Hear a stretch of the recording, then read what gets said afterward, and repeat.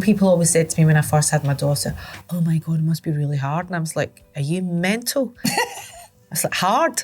Do you know what it is I do for a living? I can take my kid to work if I feel like it. I don't have my boss going, you can't bring your child. I am the boss. And I look at that and I think, Jesus, it's 35 years. Nearly 40 years actually since we formed. But I look at that and I think, I would never have imagined that we would be still doing it and playing to bigger venues even in this country than we had done previously.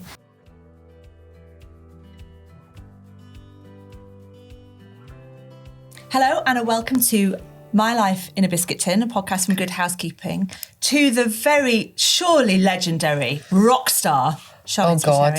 Hello.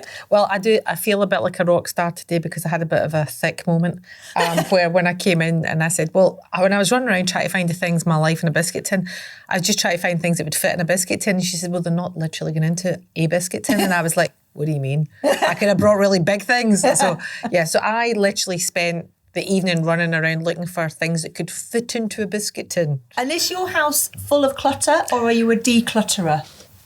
I'm an organised clutter. Okay. I collect. I collect lots of things. I have like so much stuff that I love having stuff that I look at round about my house that reminds me of people, places, things that happen, laughs. That's really important to me.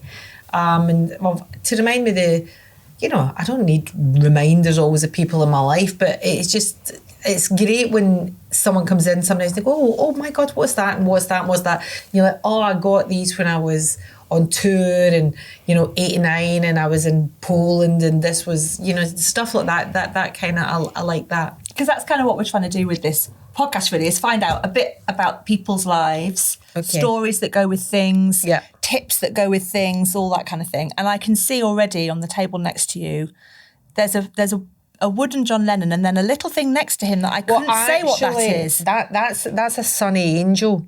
And Sunny Angels, I collect these. They're little, the little cherub babies? Yeah. Do you remember you used to get them when you were a kid? And there used to be, when I was growing up, there used to be a newsagent's in Glasgow, and the big treat was when my mum would take me and they would bring out trays.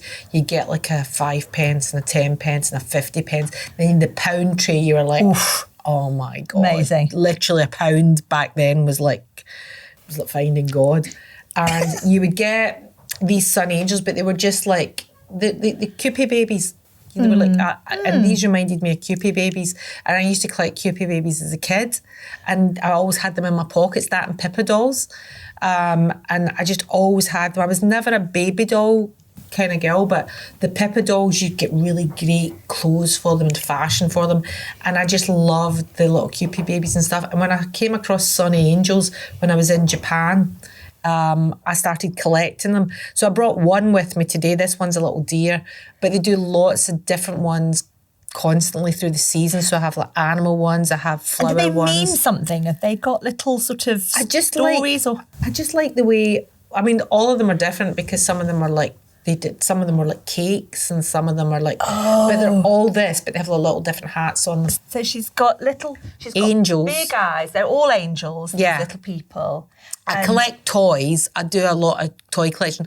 So a lot of my toys I couldn't bring because they're too big. So that's why I brought my... And are all your toys figures, or do you collect all types of toys? Most of my toys are figures. Star Wars figures and that kind of thing. Am I thinking around the right? I have some Star Wars stuff, but I don't so much collect the Star Wars figures as, even though I do have some, but I have more of like I'll have a Chewbacca and I have so I have like a furry thing, like I have like all the little Ewoks and stuff. So I have more that kind of stuff, sort of furry, weird looking ones rather than like Han Solo. And where do you keep your toy collection? Even though Han Solo, sexy, for sure. Hello. For sure. Yeah. I was so sad when he was killed in that one that they came back. Sorry, no spoilers.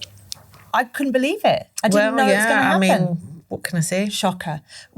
Are they all on display, your toys? They're all on display, yeah. Wow. I have lots, like the shelves. I have a room that's like a TV room, and there is like it's like all shelved, like library shelves with loads of books and stuff. And it's got loads of books on it, loads of toys on them. And are they allowed to be played with, the toys? yeah, you can touch them. I don't keep everything. Some stuff's in boxes and some stuff's not. Interesting. But I go down to Pop Mart now and I look for my new bits. It's become a real thing, hasn't it? The kind of grown-ups buying toys. I was always, growing up, I was always into comics. I've got a massive comic collection. My dad used to send me a comic once a week when my dad worked in America. So my dad would send me a comic once a week, and it was like when my dad was at sea, he was a captain in the Merchant Navy. So he would I'd get postcards, I would get a comic, and he also sent me, the flags of the colleges, the collegiate college flags. I've got a load of them as well. So that was like it was all football teams and baseball something teams. About the graphics or something that was appealing to you. Yeah, and that was something, it was like my connection. My dad being away at sea, so my dad would do 3 months away and 1 month home. Right. So like not having your dad at home for 3 months, every after 1 month, it was like, it's quite a big deal. So that was my connection, because it's not like when my daughter was young and I'd go on tour, my daughter could FaceTime me. Yeah. That wasn't it. I used to literally speak to my dad on you would literally go, when you were speaking to him, it was all like over. You had to say, he was literally on the ship radios. So it'd be on the ship radios. So I would when you'd speak, you'd say, Dad, I'm really, really missing you, over. And that was how it would be. And how did it affect your relationship with him? I was really close to him, and, really close family. Nice. And and it was great because we used to get to go away on my dad's ship and everything. You went to the ship? Yeah, we used to go away. Really? You could go away. You get a couple of weeks away because my dad was a captain, so we got to go on the ship. Sometimes. Incredible. So yeah, we'd be on the ship sometimes. How exciting. Sleeping in a cabin. Oh, it was like, it's funny because it's kind of ironic that I then became a musician and basically go on tour and spend my life. It's very similar to being at sea. Do you think that's one of the going reasons into catering and everything drew you to that kind of lifestyle, or just means you can cope with it I always better? loved music. The music is what drew me, but it's funny, the parallels are so similar. It's quite weird. Tell me about John Lennon then. So it's not just about John Lennon, it's about the Beatles, because if you open it up, it's a Russian doll, wooden Russian doll. Yeah, with John Lennon down. And who's next after John? So Paul is next. Do you think that they're saying in order of importance by the size of the doll? Well, I would hope not, because I would definitely say that shouldn't be the case. But if it was a Russian doll of Texas, I have to admit I would want to be the first doll. So then it goes down to, there's George. It's probably the thing is, somebody's got to be the smallest. And then you've got the kind of... And these are hand-painted, I think. The amazing thing is to be honest, they are hand-painted. So the amazing thing is ironically, you might have Paul here as the second after John, but the very one that ends it, if you know anything about guitars, that's a bass guitar, which the only person that played bass is Paul. So he actually has two dolls.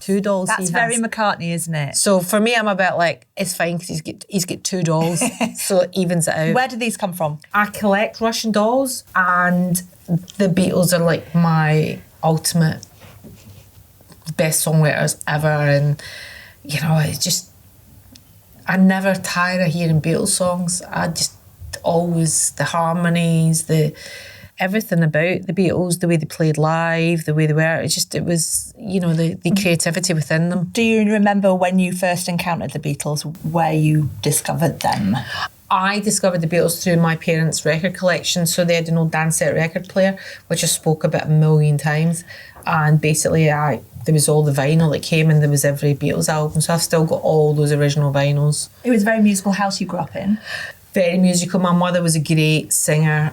All my mum's family were great musicians. They weren't professional musicians, but everybody played. My grandparents' house had a piano and guitars and accordions and violins. Everything was in my grandparents' house, and there was lots of parties. Once a month there would always be a party, and there would be people from all walks of life would come to my grandparents' house, and you had to basically do a turn. You had to get up. Didn't matter what age you were. Kids would get up, adults would get up. It was all sorts. It's all making sense now, Sharleen. Yeah. I'm not going to ask you what your favourite Beatles song or album is, because I feel like that's an impossible choice if you love the Beatles. There's just too much. There's a smorgasbord. Did you go to see Paul McCartney's play some gigs recently, hasn't he? I just saw Paul play. How was it? It was phenomenal. Was it? It was just phenomenal. And there's an amazing section within the show where Paul just sings with an acoustic guitar that was just mind-blowing. And he was performing Beatles songs? Yeah, they're his songs, yeah. So, yeah. How exciting. Yeah. Let's talk a bit, we've touched a little bit about your mum and dad, and I know you've brought some things that belonged to them. Let's dive into those. What have we got over there from your mum and dad? So I lost my mum and dad. My mum and dad died. My mum died at the beginning of COVID, and my dad died at the end. Sorry. And it was funny, I was going on stage and my sister went into her bedroom in Glasgow. I was playing Glasgow, and my sister went into the bedroom and came back out, and she gave me my dad's handkerchief and she went, put that in your suit. And I had it in my pocket for the gig. And it was one of those really weird ones, because it was the first time I'd played Glasgow and my parents weren't there. And yeah, it was really emotional, and it was quite a struggle. Just because, we were playing the hydro, the atmosphere was just phenomenal. And it was a moment, I think, because I think even when you lose your parents, the recognition of them not being there never really hits you, because there's that moment where you just have those moments where you just think, oh, they're always there, but they're not really. And I miss them massively. So my dad's handkerchief, I have, and then my mum's gloves, which are all handmade for her, because my grandmother always wore gloves, and she always had her gloves made for her. And just the detail on them is just so, look, you can see the hand stitching's tiny. They're just so beautiful and so soft, and this little pearl. And they would, I just know that my mum's hands were in these. So I have this, and then I have like a little notebook of my mum that has addresses and stuff in it. That's my mum's handwriting. You always recognise your parents' handwriting. I always knew when cards would come through, oh, that's my mum, that's my dad, before I even opened it. So, those were the two things that I have. Why did your mum have things made for her? Just because she was My mum was an amazing seamstress. Right. And she was, her trade was she was a window dresser. Oh, so my mum was a window dresser, and she was just amazing at, she could put her hand to anything, she could make anything. And my grandmother, that was just kind of like from her mother. That's just the way my grandmother had lots of stuff. My gran had very, very small feet. She had like a 2.5. Oh, tiny. 2.5. She was a tiny little woman. And she used to have her shoes made for her in Italy as well. And she had her gloves made for her. So there's obviously a strong...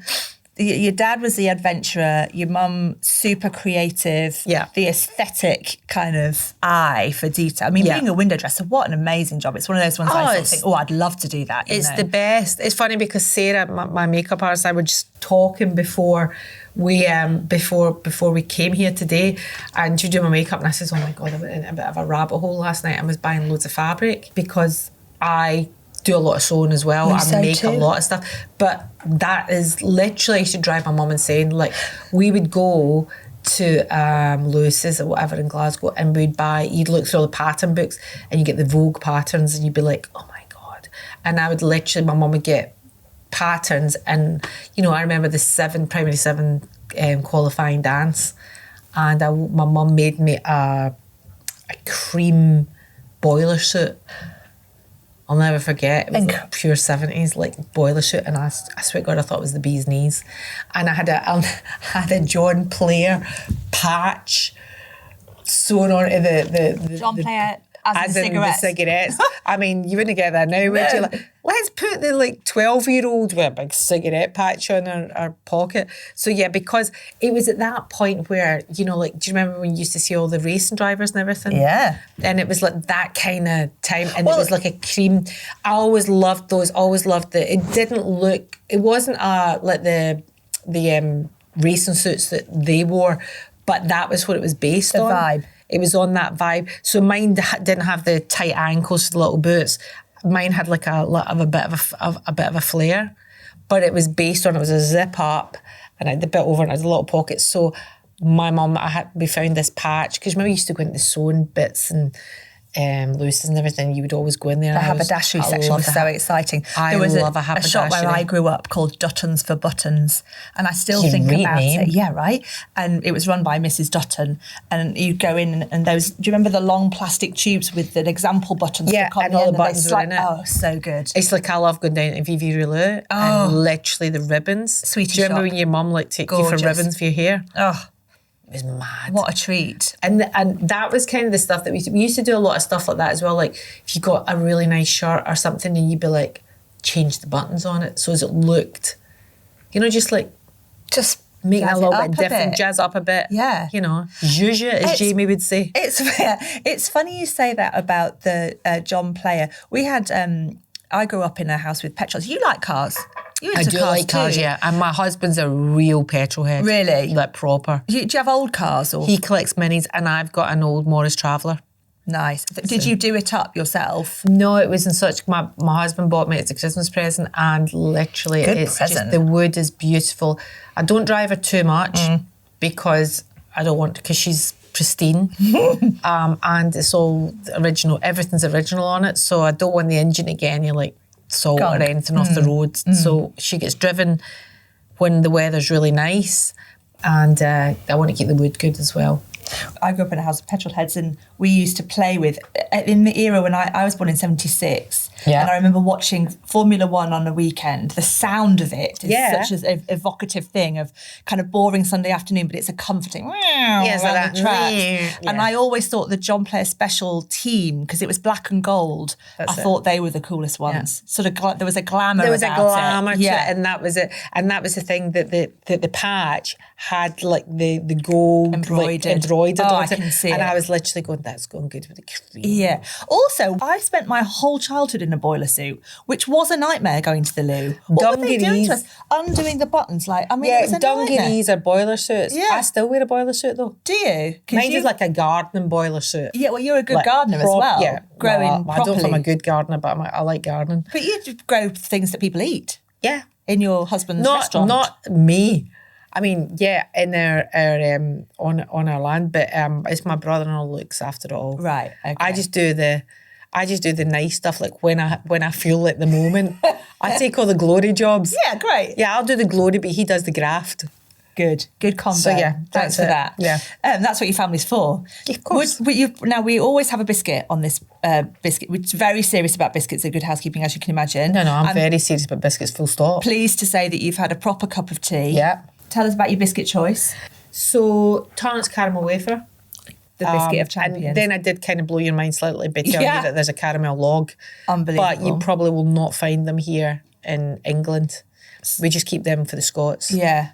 Okay. Old school. We might have to get a train. So basically, a Tarrant's caramel wafer is like, it's a classic. It is. Small time favourite. It's like a comfort. And they still taste the exact same as they did, because the caramel's got that sort of vanilla, slightly vanilla taste. It's like I think the balance, I mean, seriously, am I really going to talk about the balance of biscuit? Definitely. But the balance is right. The chocolate's not too thick. It is a thin layer. It's a very thin layer. But the texture is unbelievable. Texture's insane. The give, just the slight give as you get in there. slight stickiness when you pull away when you pull away your bite. Agreed. Very good. Are you going to go in now, or should we wait till after? Absolutely. Look, that's it. She's gone in. There's only a way to do a caramel wafer, and it's like... And imagine if they changed the wrapper to being like a plastic wrapper. See, look. Yeah. The caramel. Yeah. That is the best. I am in full agreement that this is the chocolate biscuit of champions. Let's go again. Now, there's a funny little thing. I don't know what it is, but it looks like it's a piece of pastry dough. What's that? It's a little dog. And you see it like that. And it's made from... I'm laughing here. It looks like dough, but it's actually what they... When an animal breaks a bone or something, that's what they use to fill in the crack or the break. Like a vet would have a pot of it. A vet. And Noel Fitzpatrick, the Supervet, made this for me. And basically, Noel saved my little dog Socks's life. I have a Welsh Terrier. And Noel basically treated her and loved her and looked after her and made her better. Which has given me like a lot longer with my dog than it may have been, because when I went to the other vet, the vet said, no, it's fine. I went back. I went, I don't think that's fine. And he went, no, it's fine. And I phoned Noel and he went, bring her. And Noel had just had surgery on his foot.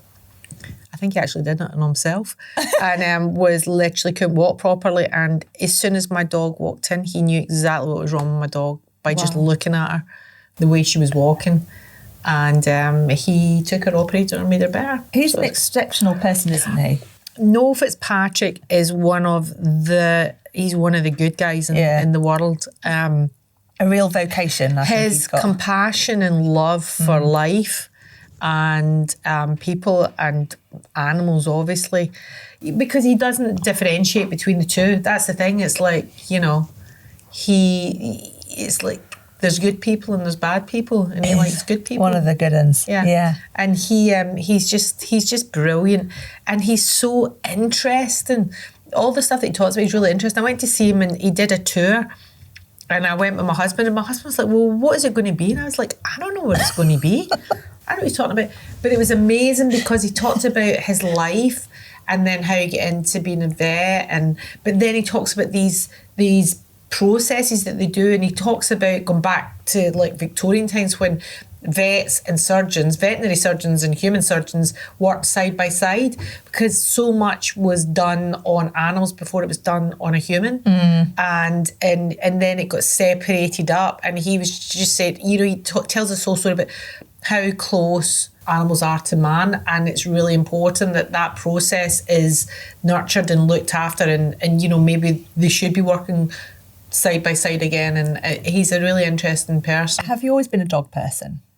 Always. My granddad was a dog breeder. My granddad bred wire-haired fox terriers. Oh, so you really have. You've got dogs in the family as well. Yeah, always. And then when we were growing up, we had Old English sheepdogs. Big ones. Big ones. We had 3 of them, Lady Rags and Tara. And then when my daughter was, she must have been 6 years old. Little. She was like, please give me have a dog. And I was like, I don't have time to look after a dog. I know how much work a dog takes. And she's like, but I need someone to love. And I was like, I'll love you. And she was like, no, I'm an only child. So then we got a dog. And of course, the only person that looks after the dog is me. Of course. Yeah. Of course. And I always wanted a Welsh Terrier because I used to have one of those little, the little things with the little walkers with the dogs on them. Oh, yeah. I had one of them. Those anymore. No, you don't. Probably the little death trap. Yeah. So, probably. You mean, put a kid on it in the day and they'd be like, where there's blame, there's a claim. Yeah. So literally, I had one of them and it was a Welsh Terrier. And I always wanted a Welsh Terrier. Aww. So now I have Socks, a Welsh Terrier. Cute. So that's quite good. And that's a memory of the day when Noel saved my dog's life. Yeah. It's quite an unusual object, but I understand the story is a good one. I'm loving that. I was like, you know what? Stick to operating on dogs. Yeah. The art is not your fault. I think Grace and Perry can rest easy for now. I think Grace and Perry would actually quite like that. I think so. I think you're probably right. I think Grayson would really see the irony within that piece of what it's made from and what has been created with it. It's excellent. It's excellent. Well, who's on the photo? You've got a picture. The photo, I've got a picture because this is a picture of my aunt, my sister, me, my mum, my nonna, my other aunt, and my niece.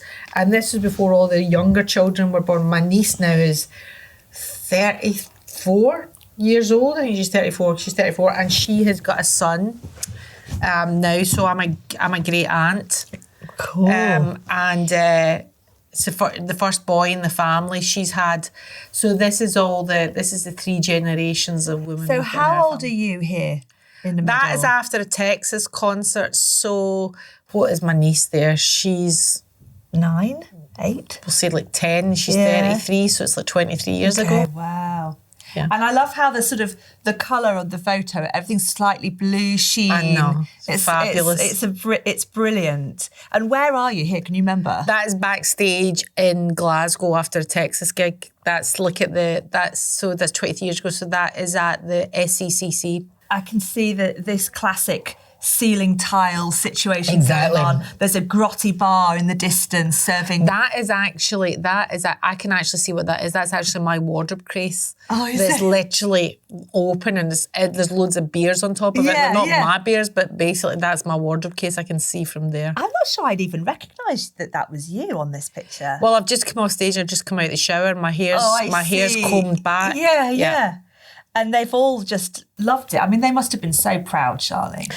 Yeah, you know, it's always a proud moment when your family come and see it. Well, any of us doing anything when you succeeded at something. Yeah.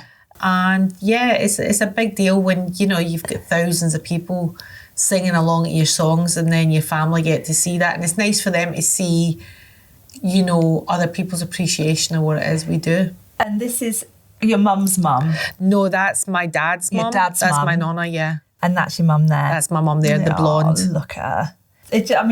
I love the looks on everybody's faces. They're just having such a hoot. It's brilliant. Probably somebody saying something outrageous. Yeah. And do you still get that same buzz when you play live?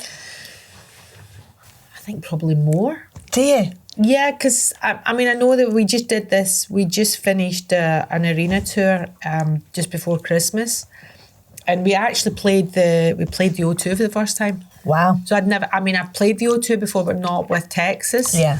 And that's the first time we've played. Texas played the O2, sold out, phenomenal. And I look at that and I think, Jesus, you know, it's 35 years, nearly 40 years actually since we formed. But I look at that and I think, I would never have imagined that we would be still doing it and playing to bigger venues even in this country than we had done previously. Do you look back at the very beginning? Did you have a sense that you were going to make it? Or do you still sort of think, oh listen, I'm the kind of person I'm always going to make it. That's just the way I am.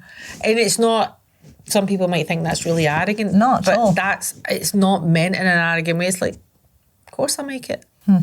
You know, and I'll fight to make it. Yeah. See, I'm ready to fight. I'm ready to get my hands dirty and literally put the work in. Where do you think you got that from? It's just the way I was brought up. Is it? It's like, you know, I was brought up like, don't tell someone how to do a job if you're not willing to do it yourself. That is how I grew up. It was like, can you do it? Okay, don't give it this. Yeah. And I'm guessing that's how you've raised your own That is family. That's how I've raised my daughter. But she still says to me, why are you always telling me how to do it? Literally, she was cooking dinner last night and I was like, are you going... Mum, and my daughter's a really good cook. She's literally, Mum, get out the kitchen now. You're really annoying me. So I love that she's cooking in a house where there's a chef. That's we brilliant. all cook. Do you? We all cook. Every one of us cook. And I hope he cooks because it's his job. But yeah, of course. What's your signature dish? My signature dish, I do a lot of like big sharing dishes like cassoulets and stuff like that. Do you bake? Pies. I'm not a big baker because I don't particularly have a sweet tooth at all, even though I just ate a caramel wafer. Yeah. I don't, it's not my thing. Yeah. No. But you sew. I sew. What are you going to make out of that bake. fabric? I'll bake and it'll be good. Yeah. But it's not my passion. Love it. Whereas I love cooking. I love cooking. Maybe that's one of the reasons why you love your husband so much. Yeah, Love of food. I mean, do you know why I love my husband? And I'm literally, do you know why I love my husband? I remember when I first saw my husband, like at this point I wasn't there with him and I happened to be went to the kitchen because I was talking about something and he was, they were putting food out and I literally was like, looking around a professional kitchen and I was like, wow, this is like being in a band. I was like, they do all the prep because you go in and you see them, they're like, literally somebody's like peeling, you know, like literally leaves off a herb, literally putting it it's so precise and the work that goes into it beforehand. And then they go into service and it's like mental. It's like showtime. And I was like, this is like being a band. Practice. Sound check. And then it's like chill. And then the madness starts. It's literally like showtime. And I was like, wow, it's really similar. And what was really, obvious to me was that he loved what he did and he was passionate about it. And I was like, well, he loves what he does. He's passionate about it. He understands my passion and my love for what I do. So we're fine. Yeah. And that was it. That was basically what happened. I love the fact that we have our own lives. We have our life and then we have the things that we love to do. And there's never any question about what it is. We never question each other about it. It's like, that's what you got to do it. Yeah. I don't need something, I need you here, you got to be there, you're never around of that. Is home Wales? Is that what you think of home to be? Home is wherever my family is. Right. And you all move around, I'm guessing, here, there and thither. Yeah, I mean, literally, it's quite funny because my husband's family, when we first got together, they were literally, so they still do sometimes, they're like going, like literally, we have passed each other on trains and he's going one direction, I'm going in the other direction. And it's like, I'll meet you in this country or I'll meet you there. I'll be here or, oh, I'm going to be there. It's like that kind of thing. And sometimes my parents-in-law just, they're like, bizarre the way they live. It's funny. I have not so extreme, but similarly, my life is kind of complicated. And I'm here in the week, and at the weekend and people can't get their head around it. You don't find it complicated? It's logistically a bit of a ball ache. Yeah, but it's not complicated to understand. But to me, people look at you. Yeah, but to me, I'm like, it's not complicated to me because that's just the way we live. Yeah, and it's like I'm not saying it's for everybody. Yeah, but it's perfect for me, because the thing is that we will do things. It's like, do you know that thing when you come together, you get something to talk about? I'm a big believer in that. It's like, for me, I remember when I first had my kid, some people, I've got girlfriends who are stay-at-home mums and they just love it. It's like the best thing in the world for them. I feel I am luckier than most people because I get to be stay-at-home mum sometimes and then I get to go to work other times when I feel like it. Do you know what I mean? So to me, I'm a bit like, people always said to me when I first had my daughter, oh my God, it must be really hard. And I was like, are you mental? It's like, hard? Do you know what it is I do for a living? I can take my kid to work if I feel like it. I don't have my boss going, you can't bring your child. I am the boss. It's like, it's like she'd come to the studio, she'd come on tour, she'd do whatever. I can afford to look after it in a way that most people can't. So people talk about kids that grow up with mums who on the road and this and that, and a showbiz is a horrible word. It's not. I wouldn't exactly say, but you know what I mean. Did you worry about your daughter staying grounded and normal? I mean, you're a normal person. Because she had number one, her nanny who looked after her, Bex, my daughter's nanny. It's funny because I remember when I was pregnant saying, I'll never have a nanny. Get real. I was like, yeah, all that kids, I'll never send her to private school. Did. She'll never go be co-ed. No, she went to girls' school. It's funny how your life choices get made because of the situation things are. I live in central London trying to get, I remember wanting to send my daughter to the state school and they were like, well, number one, you're not in the catchment area, and two, your daughter doesn't need to go to this school. So we're going to take a load more kids before your kid. And that was kind of like fair dues. So then you make choices of where she's going to go, because I was literally going, oh my God, where am I going to send my kid to school? Literally panicking that she was not going to school because we couldn't get her in anywhere. Ended up, she went to an all-girls school and I slightly struggled with that, but then she had a lot of boys round about her that it was fine. So it was cool. It was, it turned out absolutely fine. People get... And then when she went to sixth form, she went to a co-ed school. Right. It's interesting, that moment of where the secondary school thing, it feels like the biggest thing in the world, doesn't it, at the time? It's not a thing. It's not a thing in Scotland. Yeah. So I got a real culture shock. Like, I had friends like when I fell pregnant going, if you put your child's name down, I'm like, I don't even know what I'm having, never mind put a name down. I thought they were mental. And I learned the hard way. Yeah. I really learned the hard way. I didn't realise that in London, going to school was such a... Not a given. It's not a given, and it's like you're privileged to go to school. Really? Yeah. I mean, like, in Scotland, it's like you're going to a good school and it'll be a state school. Mm. Would you ever move back to Scotland? No, because I say would ever. I mean, I might. Yeah. I might end up back in Scotland at some point. I've kind of... You've got family that live there? Yeah, my sister's still in Scotland. Yeah. I still spend a load of time in Scotland. I'm still there. I recently just sold my house in Scotland because when my parents died, I kind of felt that the house felt lonely. Mm-hmm. The house in Scotland felt lonely because my parents weren't there. And whenever I went... From that moment on, I preferred to stay at my sister's house. So I wanted to be with my sister.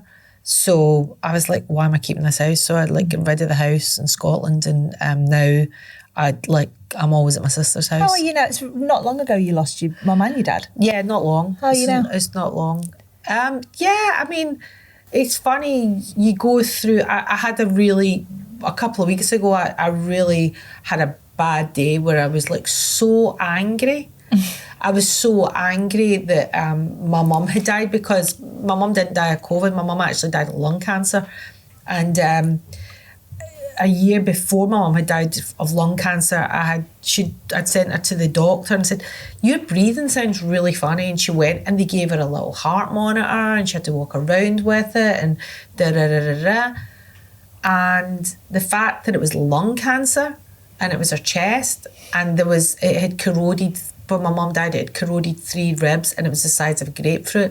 And I was literally like 6 months ago, that wasn't there. So I go through, because, lung cancer is something that you could live, it can be fixed. So I go through moments sometimes of being extraordinarily angry. Going, why didn't I see it? Why didn't I see it? Why didn't I see it? Because, the thing is, my mum's brain was all there, but her body failed. And my dad was the opposite. My dad had Parkinson's. And it was my dad's mind that had failed, and then his body started shutting down after that. Sorry, that's so tough. It was one of them. Yeah. And, it's never easy to lose a parent, but in a way it was harder to lose my mum because she was completely all there. So you felt like you lost all of her? Yeah. Yeah. It's really tough. We'd lost my dad ages ago because, that advert that they show now that you continually lose them again and again and again and again is such a great advert, because that's exactly what it is. And when the dementia came in with the Parkinson's, it was literally like... So cruel. It's really cruel. Yeah.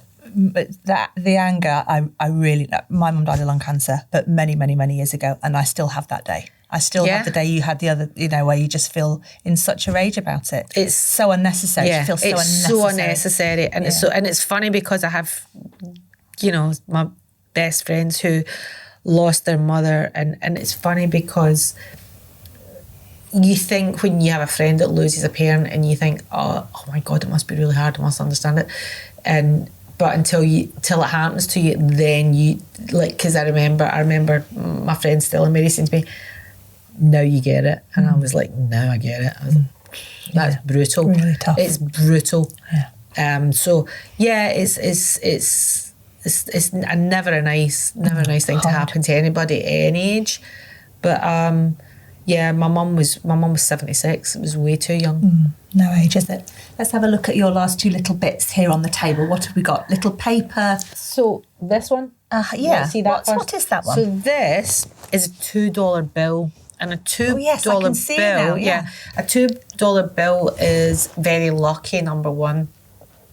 And my friend Kate Lee, who was is one of my closest friends, amazing makeup artist. We met when she first started doing my makeup years ago. She lives in LA now, and she does origami. and she made this for me, and it's always in my bag. It's always in my wallet beside my passport. Oh, it's so pretty. So she has folded a $2 bill. Yeah. Into the shape of a heart with this amazing. I mean, I can't star on the front. It's just extraordinary. Done that. I know. I don't even know how she did it, but she made that for me. And you carry it always in your bag. Yeah. In your purse or something. Yeah. Isn't that pretty? Tell me about Kate. Who's she? Where did you meet her? So Kate, she's from Yorkshire. She's a Yorkshire lass, and she did my makeup. Oh God, Kate did my makeup before my daughter was born, and she left for LA the day after my daughter was born. And she was actually the first person to hold my daughter. Oh. She came to the hospital the night before she left. I'd literally just given birth to her, and it was the first time she held a baby, and she says I literally just went like that and chucked my daughter in her arms. Kate is, she's family. She stays at the house. She's always staying at the house, go on holiday together, all that sort of thing. She's like one of my best friends. It's a lovely thing. It's a lovely thing. And, she's a great friend of mine who was such a great comfort to me when my mum died as well, because she lost her mum many years ago to cancer as well. And she just was like, amazing person to have around. It's a lovely thing. What's the last one? Mummy, it says on it. The last one this is my daughter made me this. It's just an envelope. And it literally just sits on the mantelpiece in my bedroom on top of the fireplace. And my daughter loves everything. She's obsessed with Japan. Yeah. She's obsessed with Japan. Mine too. My daughter really, too. Yeah. Took her to Japan when she was a little girl. And my daughter is platinum blonde, blue-eyed. And literally people were just like, whoa, oh my God, this kid. And we have some cherry blossom planted in our garden because my daughter loves it. And years ago she made this, drew this for me, and it's just always sat on the fireplace. It was just a nice change to have her draw onto a piece of paper than to draw onto my wall or actually draw into my beautiful marble fireplace, which is a nice change, which still has the sticker stuck to it that she stuck to. Sharleen, we should get one of our GH experts round to sort out your fireplace. Oh, she's honest to God. There's a little bit of me that doesn't want to take them off because I look at them and kind of go, it's so hysterically funny that she stuck them on it. Was it hysterically funny on the day? It wasn't funny on the day because I chased her. Literally chased her. I mean, seriously, I'll probably have like somebody come for social services or something to have a chat with me. The amount of times that it's really funny because, when you're in a band, people sometimes have a very preconceived idea of who you are or what you are. And it was... when my daughter was growing up, the school questioned a few times about my child, and it's really funny because my daughter probably is got more people around her to look after her than a lot of people. But it was when she went to school, they had to take a piece of music in, and she went in with Back to Black album, Amy Winehouse, and proceeded to play Rehab, and they thought that it was really not appropriate when she was, I think she must have been about 7 or something, or 8, and I got a phone call, and then there was another one, I can't remember what it was that happened, but something happened in the school. They were like, do you need to talk to somebody, to my daughter? And she was like, what? Anyway. Do you worry about your daughter? Is she fine? No, I never worry about her. She's fine. She's fine. Good. I do worry about certain things of like watching young people trying to make their way in the world right now. Yeah. Because I think it is really, really hard because, the way jobs are, people want experience, but then there's nobody willing to give them experience, and they can't get experience because it's not like back in the day where you could walk into a shop and go, give us a job. No. Or because basically, health and safety now will not allow that.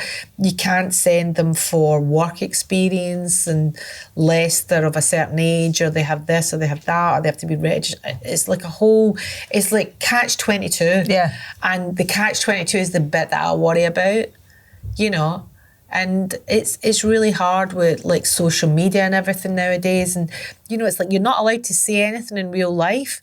Like, you cannot say anything nowadays. You can't make a comment on anything, or you're like worried about how it'll come across. It's not that you're just like cancelled constantly. Yeah. I mean, it's like I saw someone get thrown out of a cafe the other day for calling somebody my love. And somebody said that's a sexual... Oh my goodness, really? Comment. And I was a bit like, my love, because it was like, when you Google something and it actually comes up as Old English, for my friend. Because somebody said, do you want a paper cup or do you want it? And they said, I'll have it in a paper cup, my love.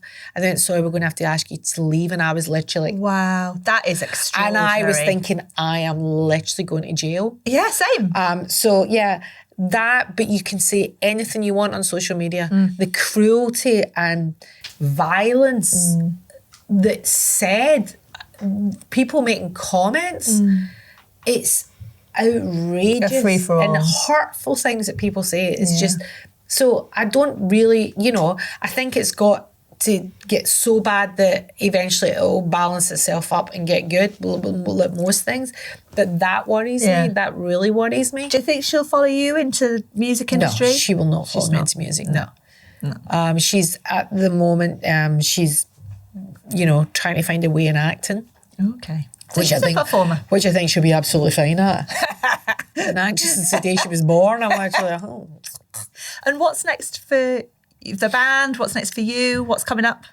We are currently writing a new Texas album, so we're recording and writing and recording that at the moment. And this year is all festivals. You're doing big headlining. It's all festivals this year in Europe. Great. So, because we didn't do the arena tour in Europe, and then that goes into 2026 is the European leg of the big tour.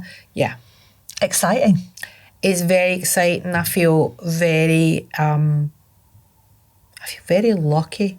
I know people say that, but I feel really lucky that I get to do what I love, and I've got to do it for such a long time. We feel lucky you've come in and told us about your life in biscuits. Listen, give me a free caramel wafer, and then I'll come. There you go. You can take cup them of tea and have them. What's not to like? Cup of tea and a biscuit, and I'm good. It's been absolutely brilliant to talk to you, Sharleen. Thank you so much for coming in. This was your life in a biscuit tin. Yes. And it all fits in.